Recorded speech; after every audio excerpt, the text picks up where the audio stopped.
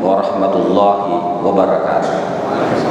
Alhamdulillahi rabbil alamin, wassalatu wassalamu ala asyrafil anbiya'i wal mursalin sayyidina wa maulana Muhammad wa ala alihi wa ashabihi wa man tabi'ahum bi ihsan ila yaumiddin. Amma ba'd.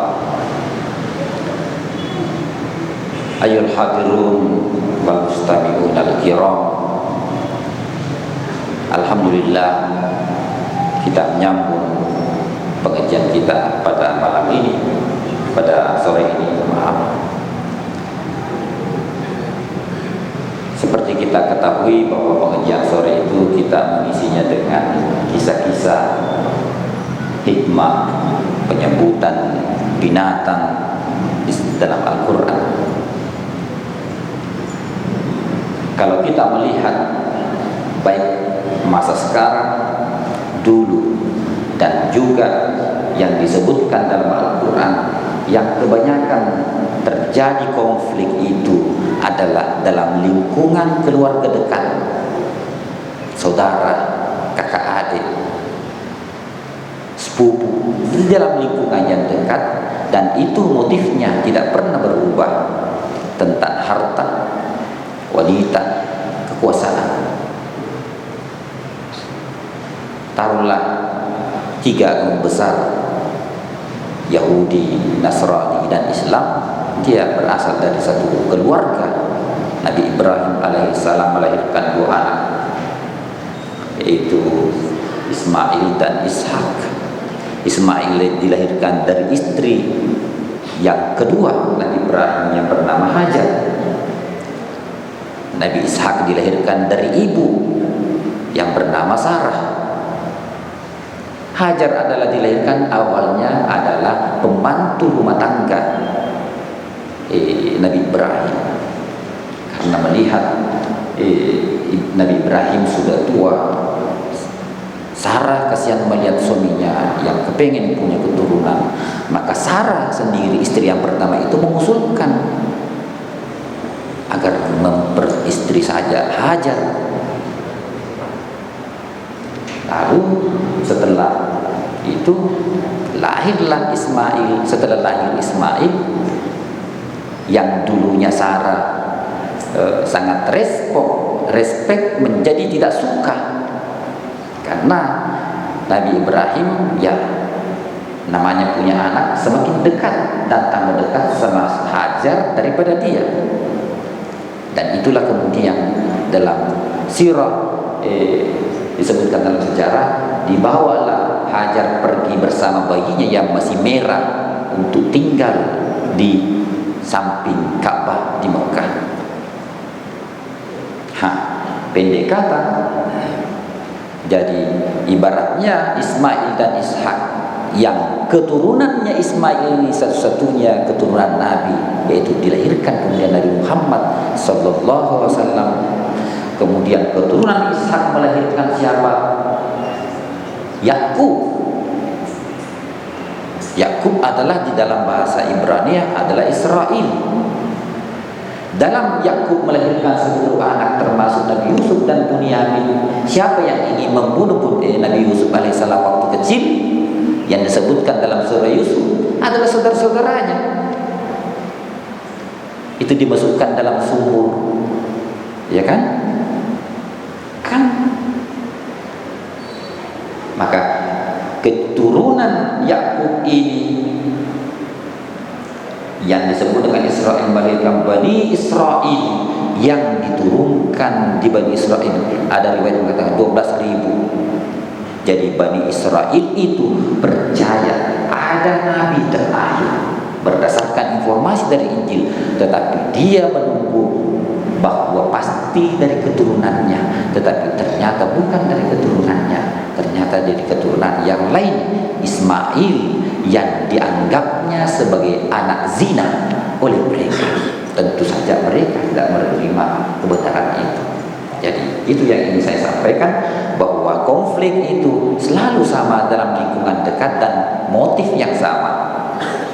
Ya, Nabi Muhammad SAW juga begitu. Yang ingin membunuhnya siapa? Bukan kita, bukan orang Bugis, orang Jawa, Sumatera, Tambua, bukan kita. adalah orang kafir Quraisy sendiri. Yang dominan adalah keluarga Nabi, paman-paman Nabi, sepupu-sepupu Nabi sallallahu alaihi wasallam. Kita melihat asal manusia.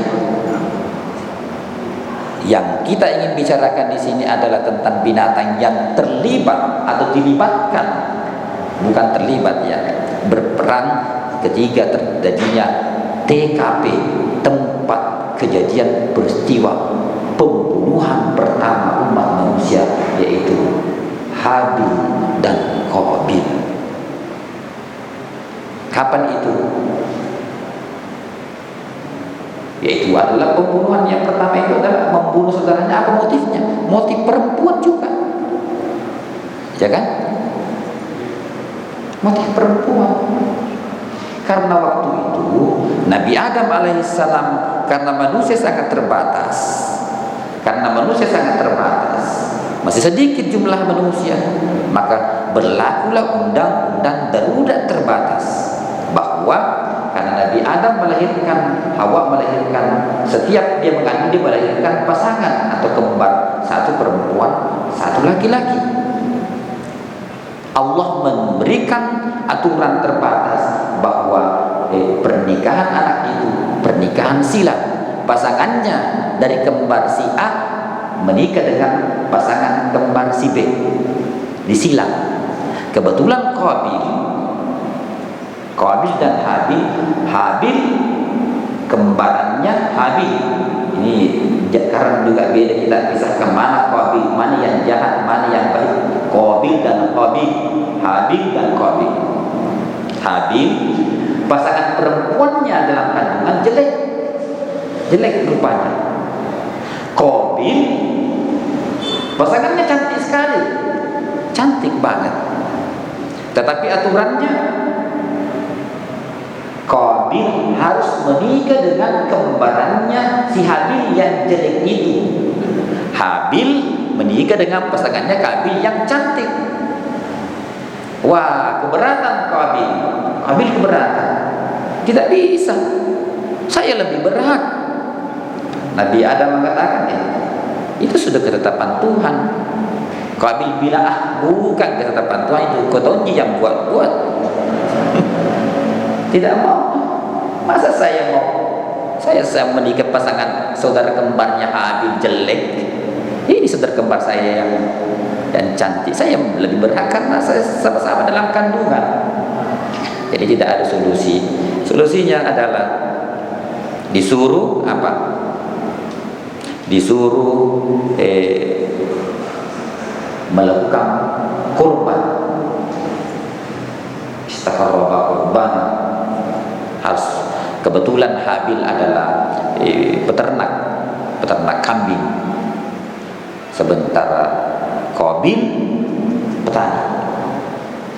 Tetapi Qabil yang sejahat ya, Habil yang baik. Jadi Qabil ini dia mengambil sebagai kurban dari harta atau dari hasil pertanian yang jelek, dan dia memang sudah berniat, pokoknya apapun keputusan nanti tetap saya tidak rela untuk dinikahi pasangan saya, untuk kembaran saya. Itu memang sudah ini. Jadi formalitas saja dia melakukan kurban. Tetapi kemudian Habil dia ikhlas, dia mengambil jenis beberapa ekor kurban itu yang terbaik kualitasnya. Ada mengatakan kibas itulah yang kemudian digantikan ketika Nabi Ismail alaihissalam ini disembelih. Itu adalah sebuah riwayat ya. Allahu a'lam. Ya, ternyata menurut sebuah riwayat, jadi diterimalah, yang diterima kurbannya siapa? Adalah Habil yang diterima kurbannya. Maka otomatis semakin menegaskan dan memperkuat keputusan MK yang nomor sekian paling mengikat, bahwa yang menikah yang cantik itu adalah si Habil. Tambah marah si Qabil karena sudah tidak ada lagi celah yang bisa dia mengancam la'aqtulan nakah, "Hei Habil, saya membunuh kamu." Lalu Habil bilang, "Kenapa? Kenapa mau dibunuh saya? Aku tak punya salah." Ya kan? Itu sudah aturan. Innama yataqabbalullahu minal muttaqin. Allah menerima kurbannya orang-orang yang bertakwa. Itu bukan kesalahan saya. Maksudnya Habib, kesalahan itu semestinya kau lihat kepada dirimu, bukan berusaha menghilangkan kebaikan orang dari orang lain, tetapi berusaha menghilangkan apa sebabnya kesialan itu terjadi kepada Anda. Karena Anda rakus, karena Anda berpikiran melanggar agama, melanggar hukum Allah, tidak mau menerima ketetapan Tuhan.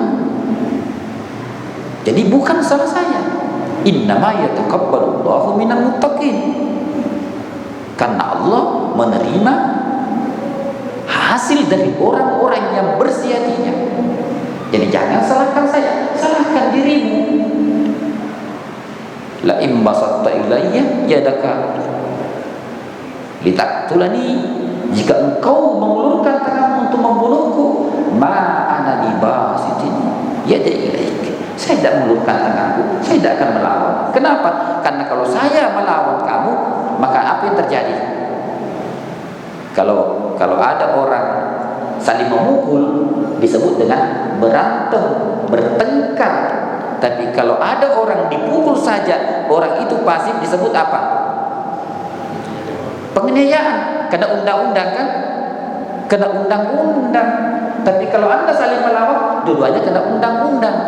Oleh karena itu Habil mengatakan, ma ana bibasitin yadi ilaika, saya tidak menggelakkan tanganku, tapi yang saya lakukan adalah mempertahankan saja.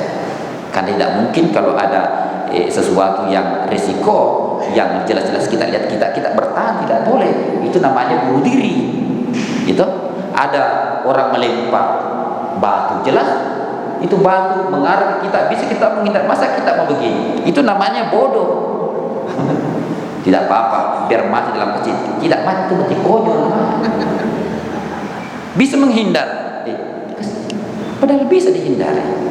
Wala tulqu bi'aydikum ila tahluka, menjatuhkan diri ke dalam potensi yang sangat besar bahwa terjadi, bahwa itu dosa besar, sama dengan bunuh diri. Sudah nyata-nyata batu itu jelas besar dan bisa dihindari karena kecepatannya bukan kecepatan MotoGP, bisa dihindari. Tapi dia biar mati, bukan mati syahid, mati konyol.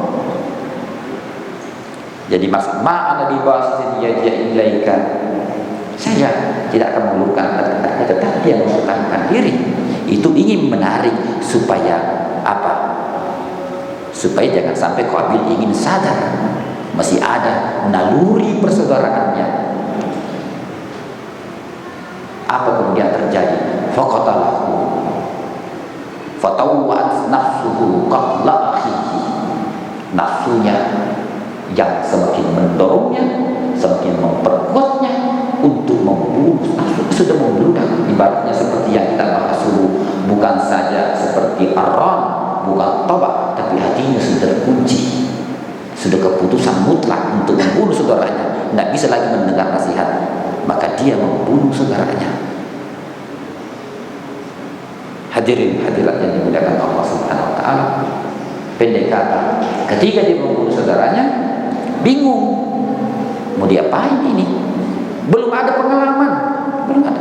Dia manusia pertama, adalah manusia pertama mati, belum tahu bagaimana kalau orang mati diapain. Dibiarkankah? Faba'athallahu ghuraban yab'atsu fil ardi, Allah mengutus burung gagak. Burung gagak itu bertengkar, kemudian burung gagak itu berantem, mati satu temannya, lalu burung gagak itu menggali di tanah lalu dia kubur.